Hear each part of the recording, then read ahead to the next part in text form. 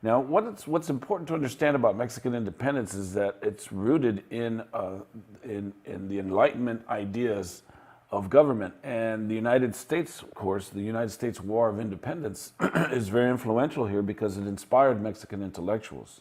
In fact, it inspired most people in the Western Hemisphere with regards to their colonial status.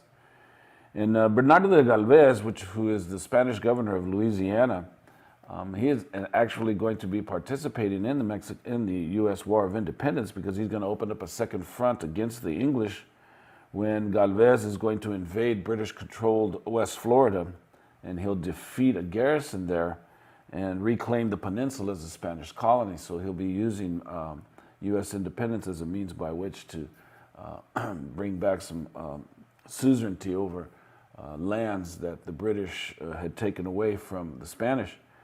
Merchants in Havana, Cuba are going to supply critical loans and war material to Washington.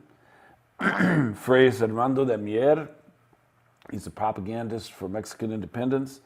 He's going to travel to Philadelphia during Jefferson's presidency, and he often quoted Thomas Paine in his own polemics against monarchy. But in order to understand something about Mexican independence, what's central to appreciating what is eventually going to lead to a major rebellion is what happened in the late 18th century in the center. So we're going to take a look at the Mexican independence movement and understand the center.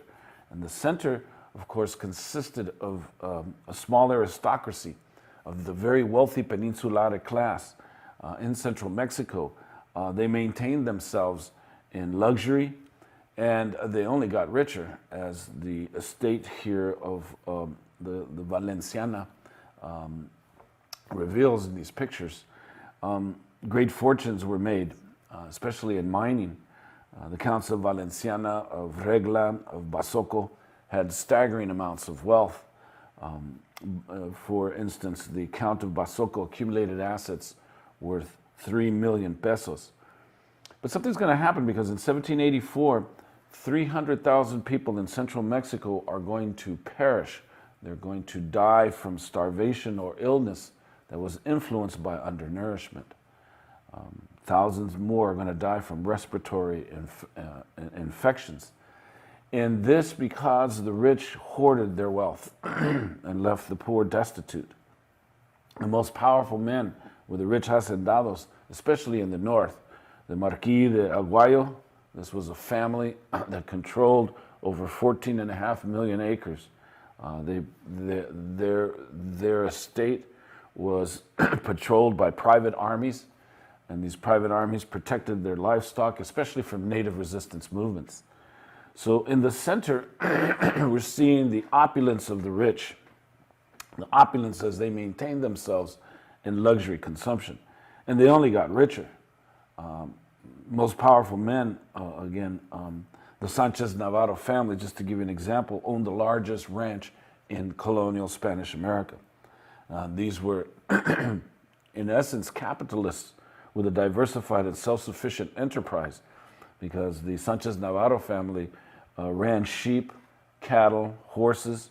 They were involved in mining, they were involved in agriculture, they were involved in commerce. They cornered markets. And one of the things about what happened in the center was that high society became Frenchified through tastes that were acquired by the Bourbon accession in Europe. Many of the elites imitated European styles. Women appeared in expensive gowns, and they had elaborate coiffures. Men appeared in breeches with tricorn hats, and most importantly, powdered wigs. These peoples thought of themselves as beautiful. They entertained themselves in fancy dress balls and salons. And of course, the elite always were involved in discourses on the new philosophies from France and England. They read poetry, they read scientific papers, they gossiped, and they expressed their horror at the vulgarities of the masses. In the census count, what's important to understand in 1810, the census count in central Mexico shared that 15,000 people were the Peninsulares. So about 1% of the population controlled the entire wealth of that nation. The Criollos were a little bit less than 1 million, and it is estimated the mestizos and other mixed bloods were over 2 million in population, and the native peoples were about 3.5 million. So that's what the census reveals in 1810, so we could recognize that there's going to be some kind of discontent, especially with regards to the rich just controlling and hoarding the nation's entire wealth. Now enters the frustrated criollo. The opulent extreme of the rich was in glaring contrast to the majority who lived in poverty. So we need to appreciate the movements for change that's going to lead to Mexican independence is based on the criollo, who is very frustrated, and the criollo is going to present a dilemma to the Peninsulares. Stratified society meant little cohesion amongst the various groups. The evils of peonage, the evils of the casta system created deep resentment against all whites, Spanish or criollo. The mestizos, the mulattos, the privileges of the casta system were too oppressive to the majority of the population. Occasional attempts by the poor to improve their conditions in central Mexico through violence only ended in tragedy. And so what we're going to understand is political revolution in Mexico is not going to come from spontaneous uprisings of the masses, but from criollo conspirators who were influenced by the ideas of the American and the French revolutions. So under the reign of Charles III, Charles III attempted to keep the criollos out of high position. And so what's going to happen is it created resentment and eventually distinctions between Peninsulares, now referred to as Gachupines, and the criollos who began to identify themselves as Americanos. Now, what had originally been Spanish had been altered over the years in Mexico, and while the Spaniards showed disdain at the corruption of Spanish culture by the working class poor, the native-born began to celebrate their Mexicanidad. And so this becomes very important, Mexicanidad. Criollos wanted to be on an equal footing with the Peninsulares. Okay? So what's important to appreciate is that the criollos began to distinguish themselves from the Peninsulares. They saw the discontent amongst the poor, especially in urban areas. The poor are people of color. And so the Peninsulares were seen as the enemy, and the criollos were trying to convince the poor that, hey, we're one of you. We're not with the elite. We're not with the upper classes. So the criollos, who also enjoyed privilege, as you can understand, their privileged status because their heritage was of both Spanish backgrounds. Their parents were both Spanish. So the criollos have always benefited from the casta system of privileges. It's just that they're frustrated because the Peninsulares control everything. So the criollos have to make a distinction between themselves and the Peninsulares in the eyes of the majority of people who are people of color. Mestizos, mulattos, afro-mestizos, negros, indios, they're in the majority. They're in the overwhelming majority. They are discontent. And so the criollos began to tell the people of color, hey, we're with you, we're Americanos. In fact, we are going to celebrate our Mexicanidad. We are Mexican with you. And basically, there's going to be some writings. Some criollos wanted to replace the Peninsulares altogether, especially as they saw what happened with the American Revolution and the French Revolution. Juan José Eguiara y Eguren wrote Biblioteca Mexicana in 1755, one of the first works demonstrating the scientific and literary production of the Mexicans from ancient times to the first decades of the 18th century. So all of a sudden the criollos are going to be finding that the Mexica The Mexica past is important, that we are now part of that because we were born here in the Western Hemisphere. So they began to commodify the Mexica culture for themselves. They become, and they're trying to tell all of the poor, urban poor, all of the people who are living in abject poverty, all the native peoples, hey, we're Mexican with you. We are all going to begin to celebrate our Mexica past. Mariano Veitia wrote a manuscript called Historia Antigua de Mexico. It was finally published in 1836, but this manuscript created a new dimension in the historical consciousness of the criollos, because the idea was that ancient Mexico can be seen in a new light of modern ideas and the Enlightenment, that all of a sudden, perhaps, you know what? The Mexica did have something. They had these great civilizations. Look at these pyramids, the pyramids that are still standing, that the Spanish have not destroyed, that colonial society has not destroyed. And so you have these intellectuals beginning to, again, emphasize Mexicanidad. We are now Mexican. We're connected now. We're connected to this land. So please, we're different from the Peninsulare. We were born here. We're with you. We're with you, people of color. We don't like the casta system of privileges because we can't get to the top positions. And you guys are living in poverty, even though we benefit from you living in poverty. Anyway, Antonio de León y Gama is going to follow with a very important pamphlet in 1792 called Descripción Histórica y Cronológica de las Dos Piedras. This was in 1792, and what he does is he praises Nahuatl and he praises the Mexica astronomical achievements. So now, hey, you know, these societies, these indigenous societies, these native societies that the Spanish are going to wipe out, well, wow, let's reclaim them as ours. And Mexicanidad becomes important. But you see, the criollos were a minority in a sea of brown people. The criollos were a minority in a sea of black people, in a sea of red people. And then what's most important is that something's going to scare them. There's going to be a rebellion in Haiti, and it's going to be led by Toussaint L'Ouverture. And this rebellion was an all-African rebellion, where blacks kicked out every white person from Haiti and created a black nation, an African nation in the Western Hemisphere. And this scared the United States, this scared Thomas Jefferson, this scared the French, and they had to go and put it down. So the Haitian Revolution is what scared the criollos, because the criollos recognized that if you have people of color uprising against all whites, it's going to force them to proceed with caution. So the criollos do not want to upset the balance, because they know if the people of color do rebel, they're outnumbered. They are totally outnumbered.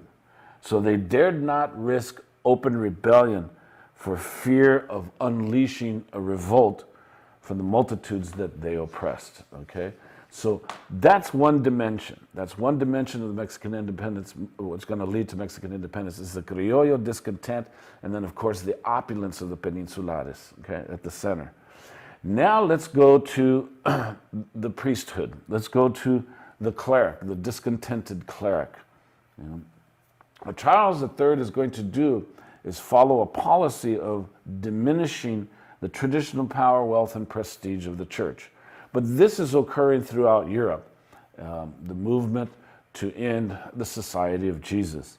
The Society of Jesus is going to be attacked in Brazil, in Portugal, in Spain, in France, in Mexico, okay? So in Spain, Charles III followed the policy of diminishing the traditional power, wealth, and prestige of the church, so the Society of Jesus is going to be attacked, because Charles saw the Jesuits' allegiance to the Pope as very dangerous. So in 1767, along with other movements, this was not something that's just unique to Spain, but Portugal, France, likewise are going to be involved in it. In 1767, Charles is going to have all of the Jesuits expelled throughout the empire. So Mexico itself is going to lose 678 Jesuits, 400 of who were Mexican born. The Jesuits had 114 missionary houses. These were the best schools in the Spanish colony, 23 colleges, numerous seminaries that housed the most distinguished faculty. So when we understand something about the church and the Society of Jesus, we have to appreciate that the lower echelons of the parish priests, they are part of the community, because the common people, the people of color, Afro-mestizos, mestizos, mulattos, negros, indios, they have contact with the priests. The priests are part of the communities that they serve. And that's one of the great things about the Society of Jesus, is that they lived with the community. They always positioned themselves within the community. That's one of the reasons why they were so successful in establishing missions everywhere, especially up here in the north, up into Baja California and up into Sonora and Arizona and some places in Texas. But so the lower echelons of the priesthood, the lower elements, they became alienated and they communicated their disillusionment to their parishioners. But most importantly, what's going to happen is that those of the Society of Jesus are going to be expelled in Italy. And when they're exiled in Italy, we're going to get some of the most outstanding Mexican contributions to identity and Mexicanidad coming from the Society of Jesus. For instance, there's going to be this one Jesuit named Francisco Javier Clavijero. So when we take a look at the Society of Jesus, which is the next slide, yes, this particular man, as you see up in the upper right, upper picture, he's going to write Historia Antigua de Mexico in 1780. This was one of the most outstanding Mexican contributions to the dispute about what it was known as the New World then, and it was a key work in the affirmation of Criollo historical consciousness. It was this particular man, and today scholars really just have entire sessions just on this particular man and what he wrote. As one historian notes, Clavijero was able to offer a reconstruction of the indigenous past as a proud inheritance of the Creoles without connecting this illustrious past with the degraded situation of the surviving natives. So here was this particular priest who had been exiled, and in Italy will write one of the most important tracts that will be sent back to Mexican intellectuals, and in the Criollo consciousness, he will affirm Mexicanidad, okay? The proud inheritance that the Criollos have of being Mexican is going back to the indigenous past, the Mexica past. Another important priest is Pedro Jose Marquez. He's another exile in Italy, and he will publish a book in 1804 that praises the archaeological and architectural heritage of the Mexica. So here is another book that's going to share about the greatness of the Mexica past and why everybody should celebrate their newfound heritage, Mexicanidad. And that is Due Antichi Monumenti de Arquitectura Mexicana. How's that for my Italian? Anyway, New Spain is going to be emboldened again, the Society of the Jesus is going to create a spiritual consciousness, and then the Criollos are going to wake up. The Criollos are going to have a consciousness of their Mexicanness, and so they will begin to commodify for themselves the native past. Very convenient for them. And so, of course, for them, the Society of Jesus, and for them, again, for the Criollos, and with regards to the priesthood, the specter of mixed blood and native uprisings is going to make the Criollos the religious Criollos, the secular Criollos, they're going to be content at first to demand from Spain simply better treatment, not full-blown independence. They just want better treatment. But in the end, what's going to happen is that the spark for independence is going to come from Europe, not the colonies. But we'll treat that in a little while, because in 1808, Napoleon is going to invade Spain, will install his brother Joseph as king, setting off a chain of reactions, a chain of events that would lead to the breakup of the entire Spanish colonial empire. But we'll get to that, but let's go to a film clip that will end this particular segment. And this film clip is on appreciating the Society of Jesus. So when the Jesuits came along, the Jesuits, by the way, were known as the Society of Jesus, and they were a male order that was focused upon spreading education and the gospel to the places they went. They were founded in 1540 by Ignatius of Loyola and his good friend Francis Xavier, both of whom went out on missions. In fact, Francis Xavier was especially influential in missions in India and helped inspire missions to China, actually came within sight of China and died on board a vessel hoping to get there. But what's incredible about these men is that even though they often came sometimes on the heels of the great fleets and the great cargo ships of the Spanish or the Portuguese, or even sometimes the English or the Dutch, even though they came that way, they did not come for conquest. They did not come for profit. They came for service. And they often risked their lives against their own governments to help the natives. They also went to places that nobody else had gone to. For example, in the year 1624, it was a Jesuit missionary who was the first Westerner to visit Tibet, having crossed the Himalayan mountains to go and meet that people and introduce the gospel to them. That was a place that was so far inland and so dangerous to get to that there was seen as no profit there in terms of money. But of course the Jesuits saw profit that had eternal qualities to it, much more so than silver and gold. All the same, what's incredible about the Jesuits, something that Philip Jenkins points out, is that they always worked with the local cultures they went to.